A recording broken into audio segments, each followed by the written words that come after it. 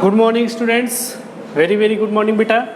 Today we will start third chemical properties of metals, reaction of metals with dilute acid.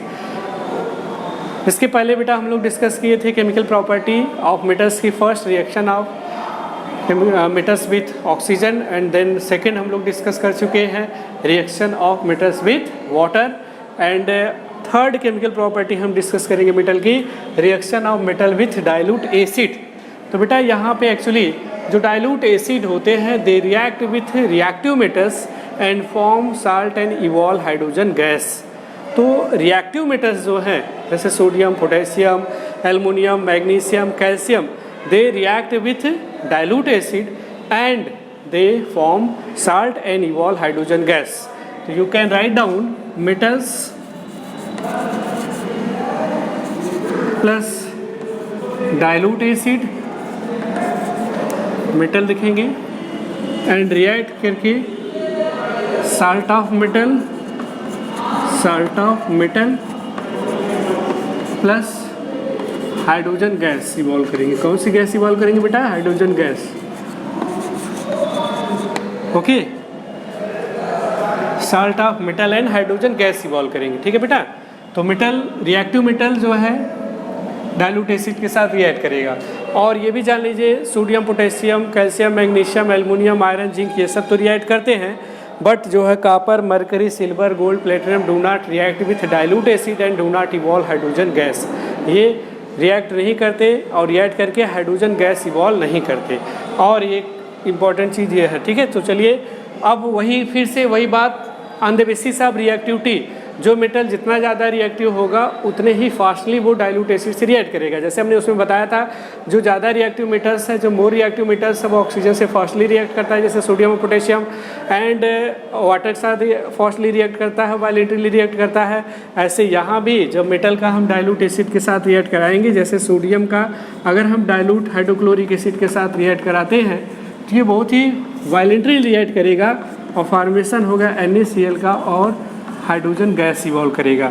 But ये reaction बहुत ही violently होगी, बहुत ही fastly होगा. ध्यान देना बात को. ये रिएक्शन बेटा बहुत ही फास्टली होगा. क्यों? क्योंकि sodium is more reactive. Sodium बहुत ज़्यादा रिएक्टिव है इसलिए बहुत ही फास्टली रिएक्शन होगा ये. ओके. तो यहाँ सोडियम मेटल हमने ले लिया, डाइल्यूट एसिड ले लिया हाइड्रोक्लोरिक एसिड और रिएक्शन करा दिया तो सोडियम क्लोराइड फॉर्म हो गया और हाइड्रोजन गैस इवॉल्व होगा. ओके. तो यहाँ पे लिख देंगे सोडियम क्लोराइड, ये एक्वस होगा, ये गैस के फॉर्म में है और यहाँ पे एक्वस ये सॉलिड. ओके. तो ये रिएक्शन बहुत ही विग्रसली होगा, बहुत ही फास्टली होगा. उसी तरह से पोटेशियम के साथ हम रिएक्शन करा सकते हैं. 2K है, ये भी सॉलिड और रिएक्शन कर लिया डाइल्यूट हाइड्रोक्लोरिक एसिड के साथ और फॉर्मेशन हो गया पोटेशियम क्लोराइड का. और कौन सी गैस इवॉल्व होगी? हाइड्रोजन गैस इवॉल्व होगी बेटा. ठीक है. अब ये दोनों रिएक्शन वेरी फास्ट होगा क्योंकि ये मोर रिएक्टिव मेटल्स हैं. सोडियम और पोटेशियम ज़्यादा रिएक्टिव हैं इसलिए ये फास्टली रिएक्ट करेंगे. या you can say that this reaction is very violently और वेरी विग्रसली होगा. ओके बेटा. ये वेरी वायलेंटली टेक प्लेस करेगा, वेरी फास्ट रिएक्शन होगा बिकॉज इनकी रिएक्टिविटी हाई है. चलिए इसके बाद हम बात करते हैं सोडियम, पोटेशियम, बाद कैल्शियम और मैग्नीशियम की. तो कैल्शियम और मैग्नीशियम की भी रिएक्शन होती है बट उतना विग्रस नहीं होता. पोटेशियम और सोडियम के रिस्पेक्ट में लेस विग्रस होता है. इसको आप नोट कर लेंगे, उसके बाद हम इरेज करेंगे. ओके बेटा. तो सोडियम और पोटेशियम का राइट कर दें नीचे. अच्छा, तब उसके बाद इरेज करते हैं. तो चलिए कैल्शियम डाइल्यूट जो है सल्फ्यूरिक एसिड और हाइड्रोक्लोरिक एसिड दोनों में से किसी का यूज़ करेंगे तो रिएक्शन होगा और फॉर्म हो जाएगा कैल्शियम सल्फेट और यहाँ पे हाइड्रोजन गैस इवॉल्व हो गया. बेटा या हमने यहाँ पे मैग्नीशियम ले लिया और मैग्नीशियम को हमने डाइल्यूट जो है H2SO4 के साथ रिएक्ट करा दिया तो यहाँ फॉर्मेशन हो गया मैग्नीशियम सल्फेट का और हाइड्रोजन गैस इवॉल्व होगी. ये एक्वस होगा ये भी एक्वस होगा, ओके। यहाँ पे एक्वस लिख देंगे, ये भी एक्वस, ये सॉलिड, ये सॉलिड, ठीक है बेटा। ये लेस विगरसली होगा, लेस वायलेंटली आप कर सकते हो या less vigorously.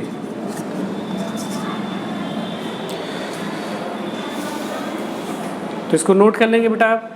Sodium potassium very fastly reaction करेगा हाई अमाउंट में, वेरी वायलेंटली रिएक्शन होगा, वेरी फास्टली रिएक्शन होगा, हाइड्रोजन गैस इवॉल्व करेगा। एंड कैल्शियम मैग्नीशियम सोडियम और पोटेशियम के रिस्पेक्ट में लेस विगरसली होगा क्योंकि वो लेस रिएक्टिव है सोडियम और पोटेशियम के रिस्पेक्ट में, ओके। कौन सी गैस इवॉल्व हो रही है? हाइड्रोजन गैस इवॉल्व हो रही है। अब हम बात करेंगे जो है इसके बाद इरेज कर रहे हैं, एल्युमिनियम है, जिंक है, आयरन है इसके रिएक्शन। तो aluminium zinc iron they react with dilute acid, hydrochloric acid और dilute sulphuric acid and form salt and evolve hydrogen gas, but very slowly, बहुत स्लोली रिएक्शन होता है क्योंकि इनकी रिएक्टिविटी जो होती है वो धीरे धीरे कम होती चली जाती है, ठीक है। तो चलिए एग्जांपल लेते हैं एल्युमिनियम का। डाइल्यूट HCl के साथ हमने रिएक्ट करा दिया और आप भी जानते हो जो साल्ट बनेगा AlCl3 बनेगा और हाइड्रोजन गैस इवॉल्व होगा, ओके बेटा। अब इसको बैलेंस कर लेंगे आप, 6HCl कर देंगे, यहाँ 2Al कर देंगे, ये बैलेंस हो जाएगा। यहाँ 2Al कर दीजिएगा, ओके। यहाँ 3H2 कर दीजिएगा, ये आपका एक्वस साल्ट बन गया, ये हाइड्रोजन गैस हो गया। यहाँ पे एक्वस हाइड्रोक्लोरिक एसिड है, ये एल्युमिनियम मेटल है। समझ आ रही बात बेटा? मेटल जो है रिएक्ट कर रहा है किसके साथ? डाइल्यूट हाइड्रोक्लोरिक एसिड साथ, कौन सा? Aluminium metal, okay. और क्या इवॉल्व कर रहा है? Hydrogen gas. उसके बाद जिंक है, जिंक सॉलिड है, रिएक्शन कर लिया जो है डाइल्यूट हाइड्रोक्लोरिक एसिड के साथ, यहाँ 2 कर दीजिए और रिएक्शन के थ्रू बन गया जिंक क्लोराइड और हाइड्रोजन गैस इवॉल्व हो गया। कौन सी गैस इवॉल्व हो गया? हाइड्रोजन गैस इवॉल्व हो गया, ओके बेटा। ये रिएक्शन बट स्लोली होते हैं, इसको ध्यान रखना क्योंकि इनकी रिएक्टिविटी लो होती है। एल्युमिनियम, जिंक, आयरन, इसकी रिएक्टिविटी क्या है? लो है, इसलिए रिएक्शन जो है स्लो होता है। अब इसके बाद बात कर लेते हैं एक बचा हुआ आयरन की। तो आयरन भी जो है रिएक्ट करता है डाइल्यूट हाइड्रोक्लोरिक एसिड के साथ और फॉर्म कर लेता है FeCl2 और हाइड्रोजन गैस इवॉल्व हो जाती है, ठीक है बेटा। बट ये तीनों रिएक्शन वेरी स्लोली होते हैं, धीरे धीरे होते हैं, very slowly. Reaction very slowly होता है, ओके बेटा। रिएक्शन कैसा होता है? वेरी स्लोली होता है, इसको आप नोट कर लेंगे। तो जैसे जैसे रिएक्टिविटी डिक्रीज करिए वैसे वैसे रिएक्शन डाइल्यूट एसिड के साथ लेस विग्रस होता चला जा रहा, स्लोली होता चला जा रहा, ओके। तो बेटा यहाँ तक हो गया। एक इम्पॉर्टेंट चीज़ अपने नोट में आप नोट कर लेंगे, नोट लिख के आपसे क्वेश्चन पुटअप होता है। यहाँ पर हमने बताया बेटा कि reactive metals react with dilute acid, उस डाइल्यूट एसिड में डाइल्यूट हाइड्रोक्लोरिक एसिड और डाइल्यूट सल्फ्यूरिक एसिड के साथ ही रिएक्शन रिएक्टिव मेटल्स का होता है और साल्ट और हाइड्रोजन गैस इवॉल्व होते हैं, ओके। तो रिएक्टिव मेटल्स ही डाइल्यूट एसिड में से डाइल्यूट हाइड्रोक्लोरिक एसिड या डाइल्यूट सल्फ्यूरिक एसिड के साथ रिएक्ट करके मेटल के साल्ट और हाइड्रोजन गैस इवॉल्व करते हैं। बट आपसे क्वेश्चन पुटअप होता है कि why nitric acid do not evolve hydrogen gas when reacts with metal. जब नाइट्रिक एसिड रिएक्ट करता है मेटल से तो हाइड्रोजन गैस क्यों नहीं इवॉल्व करता वो? तो आप बताओगे बेटा कि nitric acid is an oxidizing agent. Nitric acid एक ऑक्सीडाइजिंग एजेंट है, वो स्ट्रॉन्ग ऑक्सीडाइजिंग एजेंट है। That's why it do not evolve hydrogen gas when react with metal. It converted hydrogen into water. ये हाइड्रोजन को electron oxygen provide करके सारी इस hydrogen gas को वाटर में कन्वर्ट कर देता है और H2O का फॉर्मेशन हो जाता है। That's why it do not evolve hydrogen gas, okay. And nitric acid जो है ऑक्सीजन प्रोवाइड करता है हाइड्रोजन गैस, जिससे कंबाइन करके वाटर बना लेता है और हाइड्रोजन गैस नहीं फॉर्म हो पाता, ओके। वो हाइड्रोजन एटम क्या करेगा? ऑक्सीजन के साथ कंबाइन करके वाटर बना लेता है, ठीक है। और जो नाइट्रिक एसिड है इटसेल्फ जो है वो नाइट्रोजन के ऑक्साइड में कन्वर्ट हो जाता है, nitrous oxide, nitric oxide, nitrogen dioxide में कन्वर्ट हो जाता है। ओके बेटा, ये चीज़ आप अपने नोट में नोट कर लेंगे कि metals when react with nitric acid, it do not evolve hydrogen gas,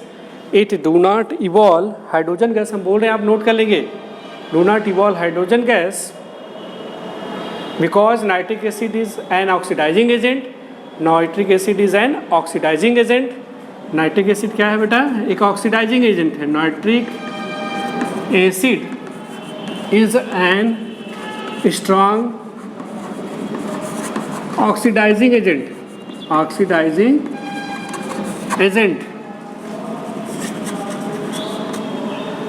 So it converted hydrogen into water and do not evolve hydrogen gas, and itself reduces into oxides of nitrogen.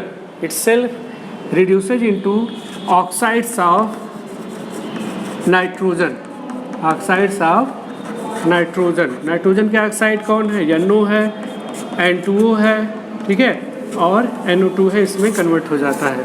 कौन? Nitric acid इसमें reduce हो जाता है और oxygen provide करता है hydrogen को, जिससे वाटर में कन्वर्ट हो जाता है और हाइड्रोजन गैस नहीं इवॉल्व होती। भाई हाइड्रोजन जो था वो ऑक्सीजन प्रोवाइड कर दिया, नाइट्रिक एसिड ऑक्सीडाइजिंग एजेंट होने के कारण, तो ऑक्सीजन के साथ लेके वाटर बना दिया, तो कहाँ से हाइड्रोजन गैस इवॉल्व करेगा? ठीक।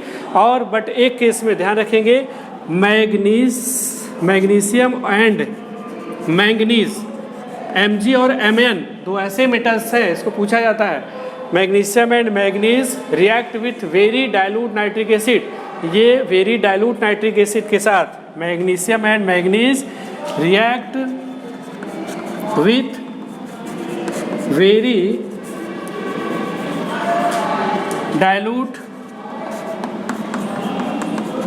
Nitric acid and evolve hydrogen gas.